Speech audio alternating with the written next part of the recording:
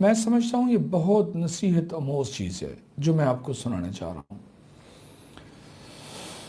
اللہ اکبر، بسم اللہ کر کے سنیں اور اس سے استفادہ حاصل کریں۔ السلام علیکم ورحمۃ اللہ وبرکاتہ۔ خوابوں کی تعبیر کا چینل۔ شیخ صاحب، میں معذرت کے ساتھ کہتی ہوں، میں اپنا نام ظاہر نہیں کروں گی، لیکن اپنی ایج بتاؤں گی کہ میری ایج 35 ہے۔ میں شادی شدہ اور بچے ہیں میرے۔ شادی سے پہلے 14 سال پرانا میرا مسئلہ تھا، روحانی مسئلہ تھا مجھے جنات کا، جو شادی کے آخری چوتھے بچے پہ جا کے زیادہ تیز ہو گیا تھا، زور پکڑ گیا تھا، اور کسی سے میرا علاج ممکن نہیں تھا کہ میں بستر کو لگ گئی تھی، اور یہاں تک کہ ہر عالم نے مجھے جواب دے دیا تھا کتنے گھنٹوں کی پڑھائی کے بعد بھی کہ نہیں، یہ ٹھیک نہیں ہو سکے گی۔ شیخ، اس دوران میں نے اور میرے ابو جان نے اللہ تعالیٰ سے کثرت سے اس چیز کی دعا کرتے تھے کہ اللہم اکفنا شرہم بما شئت وکیف شئت۔ یہ الفاظ چھوٹے سے ہیں، یہ اپنے اندر اتنا اثر رکھتے ہیں۔ شیخ صاحب، اس دعا کا اثر ہم نے دیکھا۔ میں نے اللہ سے دعا کیا، میرے پروردگار، میری قوم کے بندے تو عاجز ہیں، اس میری بیماری سے، ان شیاطین سے لڑنے سے عاجز آ گئے ہیں، میں ہر ایک کی جگہ پہ گئی ہوں۔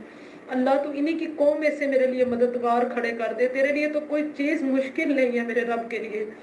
شیخ، اللہ رب العزت نے اس دعا کو اس طرح قبول کیا۔ اس دعا کے مانگنے کے ایک ہفتے بعد میرے ابو کے دوست کی بیٹی تھی، اس کو مسئلہ تھا کافی، انہوں نے فون کر کے بتایا تو ابو میرے ادھر گئے ہیں، ان کو دم کیا ہے، ان چیزوں سے وہ جو ان پہ اس بچی پہ حاضر تھی، دعا سلام ہوئی ہے۔ میرے ابو نے انہیں اسلام کی دعوت پیش کی، انہوں نے کہا ہمیں اسلام کی خوبیاں بیان کی جائیں۔ میرے ابو نے خوب بتایا سب کچھ، انہوں نے کہا ہمیں محمد مصطفیٰ صلی اللہ علیہ وسلم کے متعلق بتایا جائے۔ میرے ابو نے سب کچھ بتایا، تو انہوں نے کہا کہ آپ گواہ ہو جاؤ اس جگہ کے اوپر کہ ہم اللہ کے کلمہ پڑھتے ہیں، ہم اللہ کی توحید کا اقرار کرتے ہیں، محمد مصطفیٰ صلی اللہ علیہ وسلم کو اپنا آخری نبی مانتے ہیں، آپ گواہ ہو جانا اور ہم اس بچی کو چھوڑ دیں، اللہ کی خاطر چھوڑ دیں۔ تو شیخ، میرے ابو نے کہا میں آپ کا گواہ بنتا ہوں۔ تو پھر میرے ابو نے کہا کہ میری بیٹی کو دیکھو کہ اس کا کیا مسئلہ ہے۔ شیخ صاحب، انہوں نے بتایا، انہوں نے کہا کہ اس کے ساتھ سائے کا مسئلہ ہے نا، بتایا انہوں نے کہ اس طرح وہ اس بچی کو بہت زیادہ ذلیل کر رہا ہے۔ تو مثلا کہ انہوں نے کہا کہ ہم بھی ایک بچی کو تنگ کر رہے تھے، لیکن ہم جادو کے ذریعے ڈالے گئے تھے، تو لیکن جو کچھ اس نے کر دیا یہ ہماری سمجھ سے باہر ہے۔ پھر شیخ اور میرے والد صاحب نے کہا کہ میں اپنی بیٹی کے پاس جا رہا ہوں، آپ میرے ساتھ آؤ۔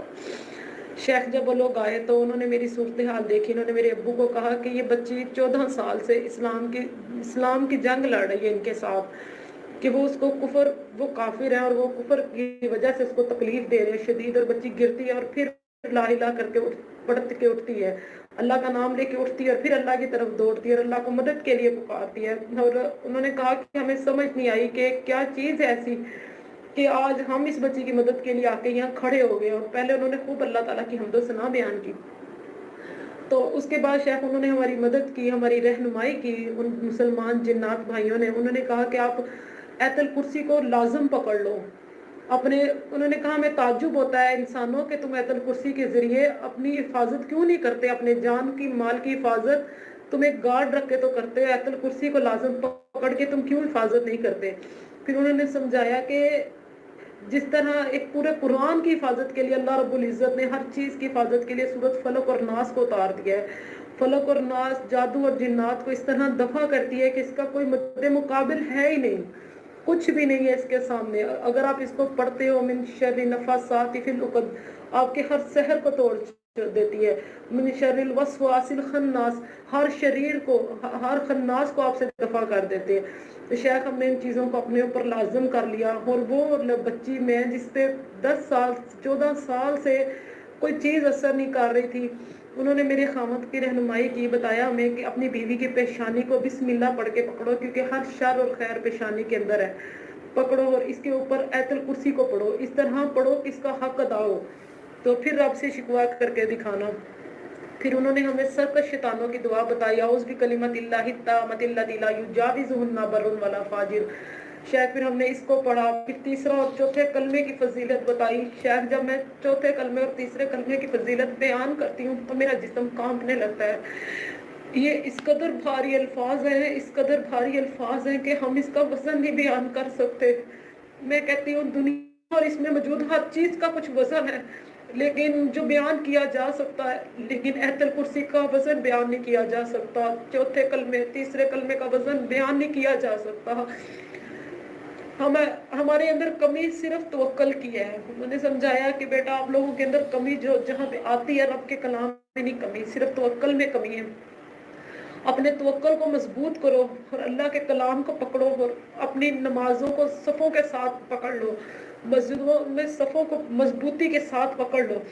اور صبح کی جو سورت یاسین ہے فجر کی نماز کے بعد، انہوں نے کہا جو بندہ اس چیز کو مضبوطی سے پکڑ لیتا ہے نا، اس کے سارے دن کے کام برکتوں سے بھر جاتے ہیں۔ اور میں وہ لڑکی جس سے اٹھا نہیں جاتا تھا، چلا نہیں جاتا تھا، اور لوگ میرے پہ افسوس کرتے تھے، اور میرے گھر میں ایٹ اے ٹائم کوئی نہ کوئی ہوتا تھا جو میرے بچوں کو پکا دھو کے دے رہا ہوتا تھا، میرے منہ میں کھانا ڈال رہا ہوتا تھا۔ اس صورت یاسین کی برکت اور فضیلت کی وجہ سے میں اٹھ کے لوگوں کو کھانا کھلا رہی ہوں۔ پورے 14 سال کے بعد شیخ صاحب میں نے اس روزے رکھے ہیں، اس سال میں نے عبادات کی ہیں، میں نے تراویح مسجدوں میں ادا کی ہیں، میں نے قرآن کو پڑھا ہے۔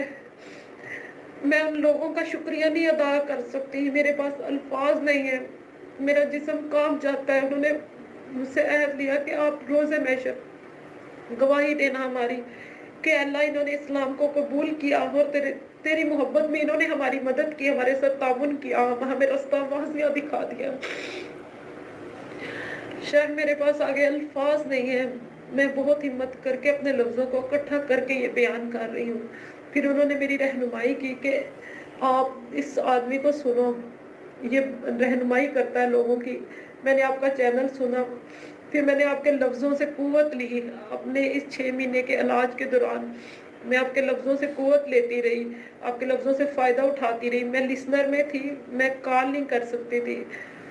اور پھر اس کے بعد انہوں نے مجھے کہا کہ جب کبھی بھی آپ کا اس شخص کے ساتھ رابطہ ہو یا کبھی زندگی میں ملاقات ہو یا کچھ بھی ہو، تو آپ اس شخص کو ہمارا سلام پیش کرنا اور اس کو کہنا کہ خیر کے کاموں کے ساتھ اس طرح ہی چمٹا رہے تاکہ تیرے اور تیرے رب کی ملاقات کا وقت آ جائے اور تو اپنے رب سے ملاقات کر لے، اسی طرح ہی خیر کے ساتھ چمٹا رہے۔ شیخ یہ میرے پاس امانت تھی ان کی جو انہوں نے بھیجی تھی کہ میں آپ تک پہنچاؤں۔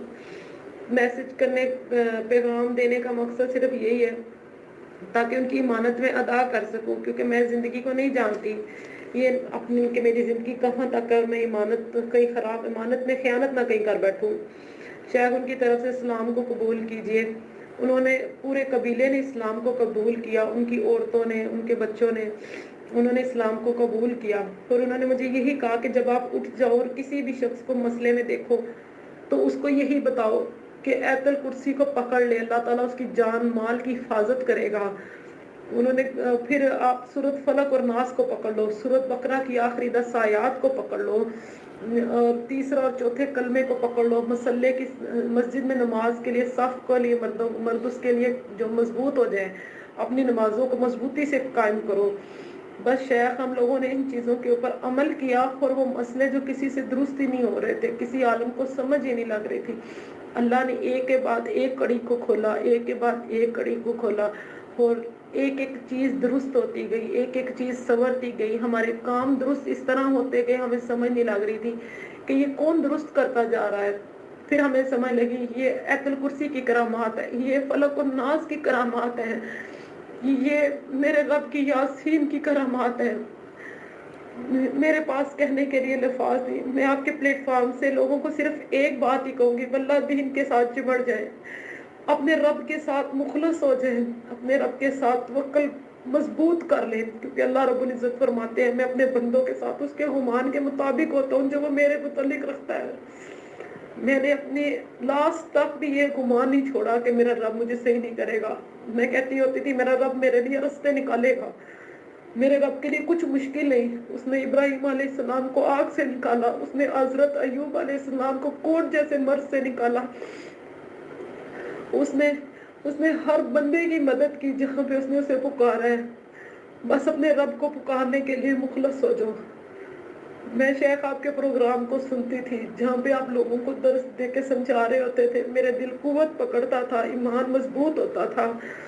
جس طرح صحابہ کرام رضی اللہ تعالیٰ عنہ کہتے تھے کہ ہم یا رسول اللہ جب آپ کی مجلسوں میں ہوتے ہیں ہمارا ایمان بڑھ جاتا ہے، ایمان کو زنگ لگ جاتا ہے، اہل ایمان کی مجلسوں سے آپ کے دل کا زنگ اترتا ہے، قرآن سے آپ کے دل کا زنگ اترتا ہے۔ واللہ قرآن کو ترجمے کے ساتھ پڑھو، قرآن کو ترجمے کے ساتھ پڑھو، اپنی اولادوں کو ترجمے کے ساتھ پڑھاؤ، دین کو سیکھو، دین کو سیکھو، اس کے اوپر لازم ہو، اس کو اپنے اوپر لازم کر لو، اس کو اپنے لیے پہلے کر لو، اس کو اپنے پس پشت نہ ڈالو، اس کو اپنے سینے کے ساتھ لگا لو۔